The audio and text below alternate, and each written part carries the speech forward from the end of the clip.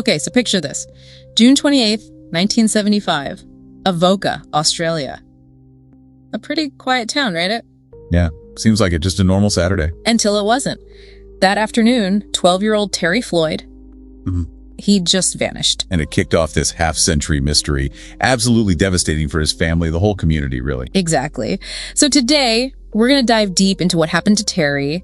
We'll look at his disappearance, some pretty shocking failures early on, and this incredible search for truth that's still going on, driven mostly by his brother. It's a tough one. It really highlights how things can go wrong from the very start. Yeah. And how long the fight for answers can take. It really does. So Terry had played football that day, apparently had a great game, played Monopoly with a friend, normal kid stuff. Then around 4:45 p.m., he leaves the Avoca post office. By 5:00 p.m., he's seen waiting on the side of the highway, trying to get a ride home to Maryborough. Okay, and this is where it gets really specific and frankly, quite chilling. Yeah.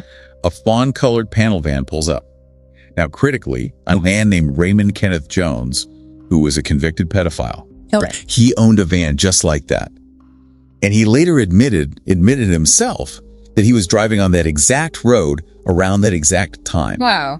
Okay, that's not just a coincidence then. Not likely, no. Yeah. It puts him right there. And then there's more. Go on.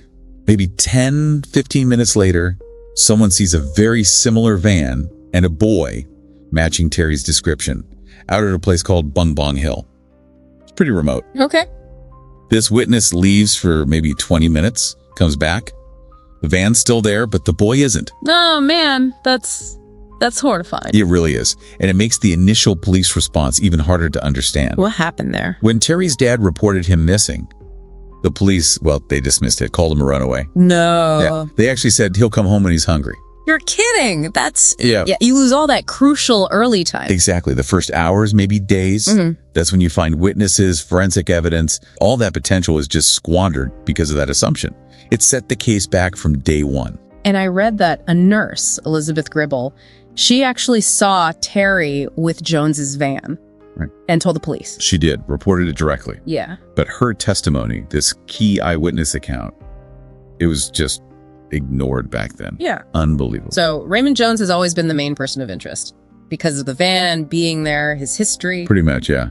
He's always denied having anything to do with it, but the circumstantial evidence is strong. But there was this legal issue, right? After Elizabeth Gribble died in 2021, her original statement became hearsay. Can you break that down for us? Like, what does that mean practically? Sure. So hearsay is basically when someone testifies about what someone else saw or said. It's secondhand. Right. Since she couldn't be cross-examined after her death, her original statement on its own couldn't typically be used as direct evidence in court to prosecute someone. It was a huge roadblock. Okay, so how do you get past that? Well, this is where private investigator Charlie Bazina comes in. He's been working on this since 2011, and he's found new witnesses. New witnesses after all this time. Yeah, 5 independent witnesses. And crucially, they directly placed Terry with that van, implicating Jones. Their testimony isn't hearsay. It's their own direct observation. Wow.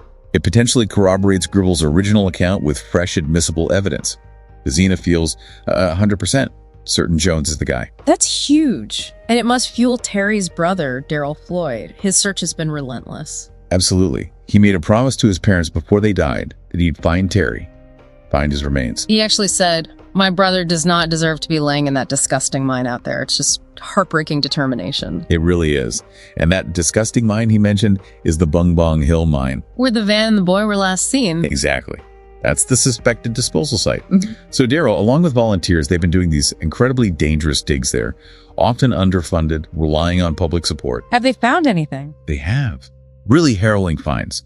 Things believed to belong to Terry. Part of a cardigan sleeve, some elastic like from underwear, a silver necklace, even a shoe. Oh my God. So it suggests they are in the right place. It certainly validates their gut-wrenching efforts. It keeps that hope alive, of finally bringing him home. But still no charges. The case was reopened. There was an inquest back in 2001 ruling it abduction and murder. $1 million reward is out there, but nothing. Agonizingly slow, isn't it? But now, with this new witness evidence Bazina's gathered, The family is formally pushing for a new coronial investigation. They're really trying to force the issue. You see how public attention, like from that podcast, The Boy in the Gold Mine, and just the family never giving up, how it can actually pressure authorities and encourage people to come forward. Definitely. It keeps the case alive in people's minds and puts pressure on the system. So, Terry Floyd's story, it's just this incredible testament to a family's love, isn't it? And what happens when the system initially fails, but people just refuse to let it go? Yeah. It makes you think, doesn't it? What does it actually take to get truth, to get justice when a case goes cold for 50 years? Often because of those first few mistakes. It's a tough question. A real reminder of just the strength people can find in the face of terrible loss and sometimes official inaction. And, if there's anyone listening, anyone out there who might know something, anything at all, that final piece, Terry's family is still waiting. Their message is clear. Please come forward. Yeah. It's time to bring Terry home.